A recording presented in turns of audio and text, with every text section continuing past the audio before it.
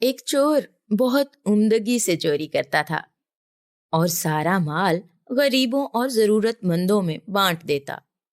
کچھ وقت گزرا تو اس نے چوری سے توبہ کی اور گمنامی کی زندگی بسر کرنے لگا۔ ایک روز اچانک ایک عورت روتی ہوئی آئی اور کہنے لگی کہ بیوہ عورت ہوں، جوان بچی کا ساتھ ہے، کمانے والا کوئی نہیں، کچھ مدد کرو کہ عزت سے بچی اپنے گھر کی ہو جائے۔ چور نے اسے تسلی دی اور مدد کا وعدہ کر لیا۔ رات ہوئی تو اللہ کے حضور گویا ہوا کہ اے اللہ، آج اس غریب عورت کے لیے پھر سے چوری کرنے والا ہوں، تو ہی کارساز ہے۔ آخر وہ آدمی چل پڑا، کام چھوڑا ہوا تھا، کچھ سمجھ نہیں آیا۔ اتنے میں ایک اور شخص اسے وہاں نظر آیا۔ منہ چھپائے اس نے پوچھا، کون؟ کالا، جواب ملا۔ تم کون؟ میں بھی کالا۔ چلو پھر اکٹھے چلتے ہیں، کیا ہے کوئی گھر نظر میں؟ چور نے پوچھا۔ ہاں آؤ چلیں۔ یوں اس اجنبی کی رہنمائی میں ایک گھر میں داخل ہوئے۔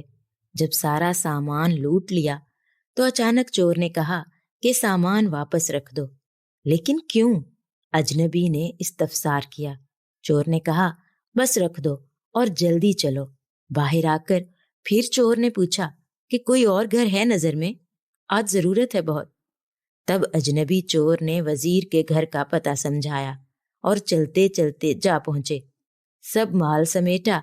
اجنبی کہنے لگا، وزیر کی بیٹی کی شادی ہے تو مال و زر خوب ہے۔ چور نے سامان وہیں پر چھوڑا اور اجنبی کو لے کر باہر آ گیا اور اصرار کیا کہ کوئی اور گھر دکھائے۔ آخر اس اجنبی نے کہا کہ اب تو ایک آخری بادشاہ کا محل ہی بچا ہے، اگر کہو تو وہیں پہ چلتے ہیں۔ چور نے حامی بھر لی۔ اب وہ دونوں بادشاہ کے محل میں پہنچے۔ تمام رکاوٹیں عبور کرتے ہوئے سامان اٹھایا۔ اتنے میں بہرے پہ موجود کتیا کی آنکھ کھل گئی۔ وہ بھاگے اور چور پہ جھپٹے۔ اتنے میں کتا آیا اور کتیا کو کھینچ کر پیچھے کیا۔ چور نے ایک سرد آہ بھری اور اجنبی سے کہا، یہ سامان بھی رکھ دو۔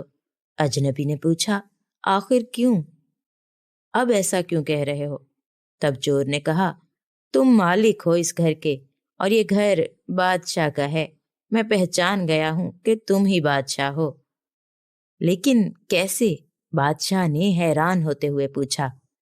کتیا مجھ پہ بھونک رہی تھی جبکہ کتا اسے ہم سے دور لے گیا، یہ کہتے ہوئے کہ جب مالک خود چور کے ساتھ ہے تو تمہیں کیا تکلیف ہے؟ کتے کے رد عمل کی وجہ سے مجھے خبر ہوئی کہ آپ ہی گھر کے مالک ہو۔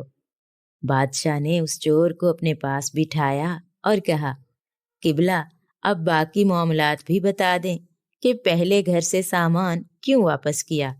ہاں، بات دراصل یہ ہے کہ سامان کھنگالتے ہوئے میرا ہاتھ وہاں پہ موجود نمک کی بوری پہ پڑ گیا اور وہ ہاتھ چکھنے کی غرض سے میں نے چاٹ لیا۔ اس طرح اس گھر کا نمک خوار ہو گیا۔ عالیجا، میں چور ہوں لیکن نمک حرام نہیں ہوں، اس لیے اس گھر کا سامان لوٹا دیا۔ اگلا گھر وزیر کا تھا لیکن اس کی بیٹی کی شادی تھی۔ بیٹیاں تو سب کی سانجھی ہوتی ہیں، غریب کی ہوں یا وزیر کی، تو میرا دل نہیں مانا کہ ایک بیٹی کا حق دوسری کو دے دوں۔ میں چور ہوں مگر غیرت مند ہوں۔ باقی صورتحال آپ کے سامنے ہے۔ بادشاہ اس چور کے کردار کی مضبوطی سے متاثر ہوا اور صبح سب کے سامنے اسے انعام و اکرام اور مطلوبہ ساز و سامان سمیت رخصت کیا۔ چور نے برائی چھوڑنے کی نیت کی اور خدا نے اسے اس گناہ سے بچا لیا۔ جو خدا کی راہ ایک قدم بڑھتا ہے وہ بندے کی طرف 10 قدم بڑھتا ہے۔